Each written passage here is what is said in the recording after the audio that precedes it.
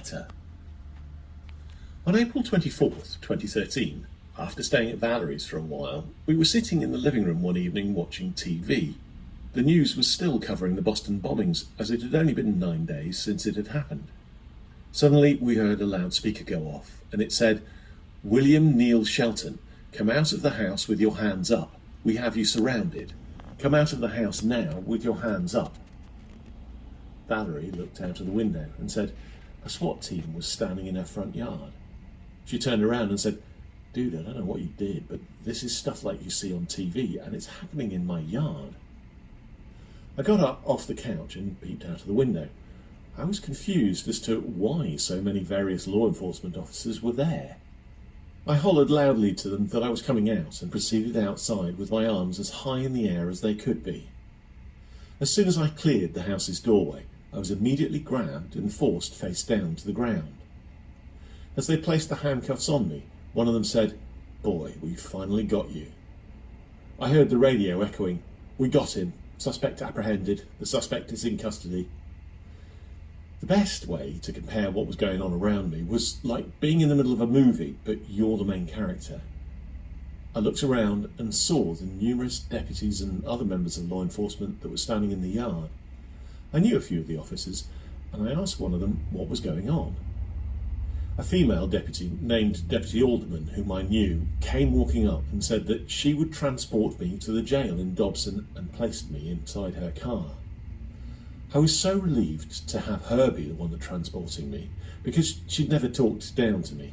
She always treated me with respect, and I could tell she questioned what was going on regarding me and my current situation. I asked Deputy Alderman what I was being charged with, because during all the commotion I'd never heard the actual charges.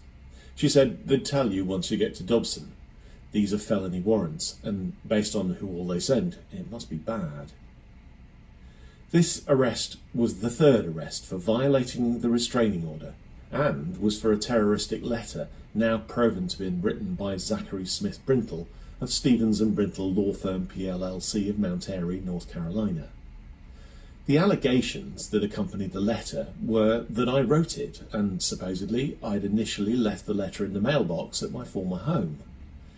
This was the basis for yet another restraining order violation charge, and that was one of the charges for which I was arrested that day. I was transported to jail, at which point I went in front of the magistrate. The two detectives were gleaming in their accomplishment of having me in custody and being charged with multiple felonies. While sitting in the magistrate's office, Detective Rita Nichols and Dee Sims of the Surrey County Sheriff's Department were joking about my hair colour and what to put on the paperwork, which I replied, "Put down 50 Shades of Grey." And Detective Sims, "Wendy called and wants her hair colour back." She had the worst bright red dye job I've ever seen, but it fit her personality. The magistrate kept saying that the computer wouldn't take the charges. I spoke up and said that's because computers are more intelligent than detectives and know these charges are fake. I was then booked for 1 count of restraining order violation for sending a threatening letter to my ex-wife and 6 felony counts of threatening executive legal court officers. I had no clue what the detectives were talking about when they kept talking about the letter. The fact that it was only 9 days after the Boston bombing, and Zach had ended the letter saying Boston was nothing compared to what I'm planning, tells you how sick and twisted Zach and Sarah are to mention such a horrible occurrence in our county in order to have me locked up.